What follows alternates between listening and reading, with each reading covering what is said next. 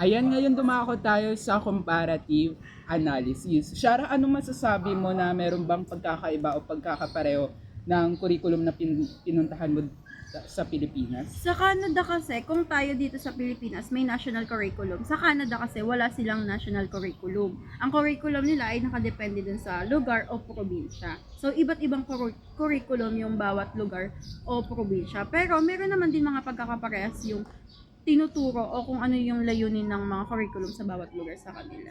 Ikaw, Lane. Ako? Uwi na lang ako. Sa United States kasi, parang kagaya lang din ng sinabi ni Ate Shara, kung sa Canada, wala silang national curriculum, ganun din sa United States. Ang pagkakaiba nun sa Pilipinas, di ba sa Pilipinas, meron tayong sinusunod na national curriculum, which is yung DepEd tsaka yung CHED.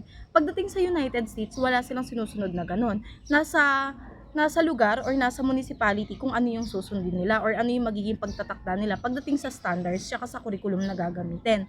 And then yung pagkakaiba naman napansin ko is yung assessment. Kasi sa United States, meron silang diagnostic, formative, tsaka summative, which is umiiral din dito sa atin sa Pilipinas. Pagdating naman sa grading system nila, magkaiba. Kasi kung sa Pilipinas, gumagamit tayo ng mga numerical like 70, 75, 90, 80. Pagdating naman sa United States, hindi sila gumagamit noon. Ang nagiging basis nila ay yung A to F. Kapag A, ayun yung mataas sa kanila. And kapag F, ayun yung failure sa kanila. And then pagdating naman sa strength or room for improvement. Sa strength kasi, sinabi doon na meron silang Harvard, which is meron silang mga higher education. Dito naman sa Pilipinas, makikita naman natin na meron din naman mga pagsusulong na ginagawa yung mga government natin para makasabay tayo. Halimbawa, meron tayong mga public school, di ba? May mga PUP tayo, may mga UP tayo, may mga pamantasan tayo sa iba't ibang lugar. So sa pamamagitan nito, nagkakaroon tayo ng kalayaan na makapag-aral kahit na sa publiko lang, pero inihahanda talaga tayo. Pagdating naman sa room for improvement, napansin ko kasi dun sa United States, meron silang unequal funding, which is merong inequality pagdating sa education.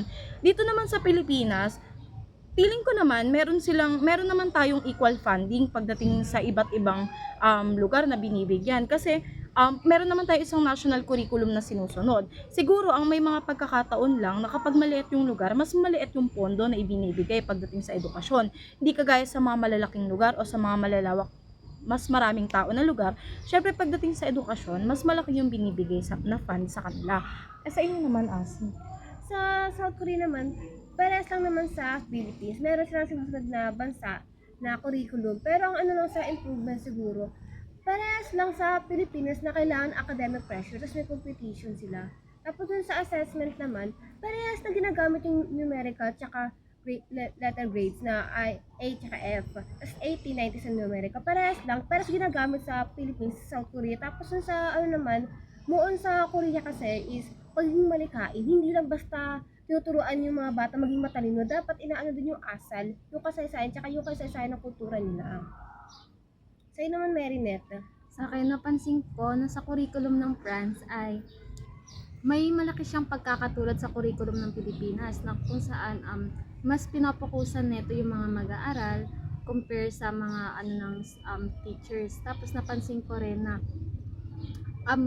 yung sa grading system nila sa atin sa Pilipinas is 75 yung pinakamababa hanggang 100. Sa France naman is 0 to 20. Yung pinaka minimum grade dapat nila is 10. Tapos yung sa grade level naman is kino-consider sa Pilipinas na kinder to grade 6 kinder to grade 6 basic education. Sa France naman grade 1 to grade 5. Tapos yung sa middle schools nila is grade 6 to grade 9.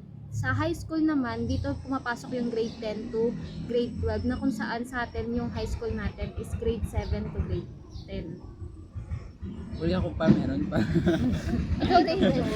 yung sa amin sa Japan, yung pinagkaiba niya naman sa Pilipinas, sa Japan kasi meron 633. So yung 6 years elementary, same with the Philippines, samantala yung 3 naman,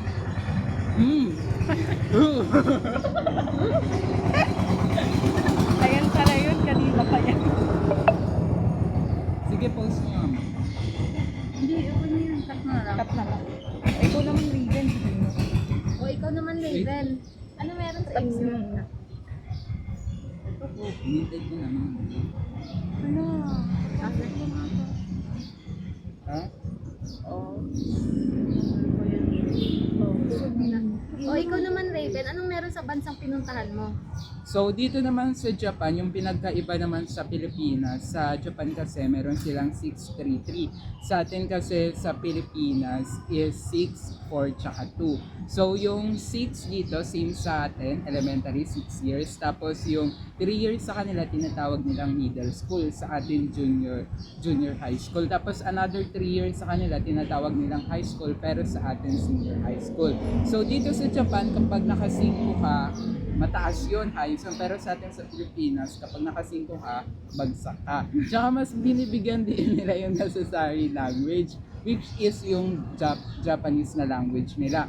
Compare dito sa Pilipinas nga na mas binibigyan diin yung wikang English.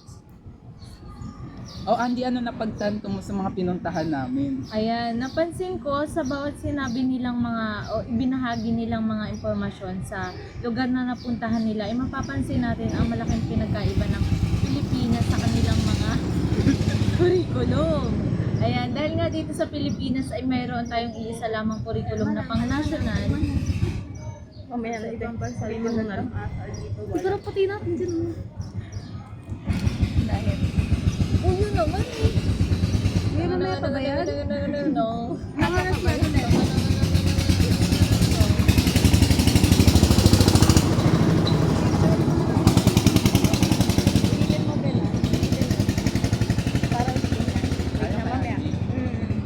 Para ikat yan. So, ganun yun sa napuntahan naming bansa. Ano, Andy, yung napagtanto mo? Eh, napagtanto ko na sa pinagkaiba-iba na napuntahan ng na-share ng ating mga ano tawag sa inyo? Tropa. Ulit. Mga manlalakbay.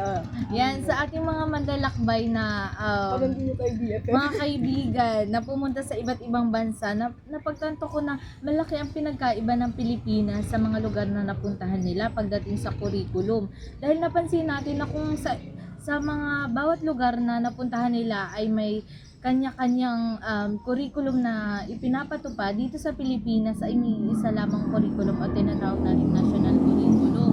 At isa pa sa napansin ko ay yung grading test. Hindi, ang daming sagapa sa buhay natin. Parang na ano na.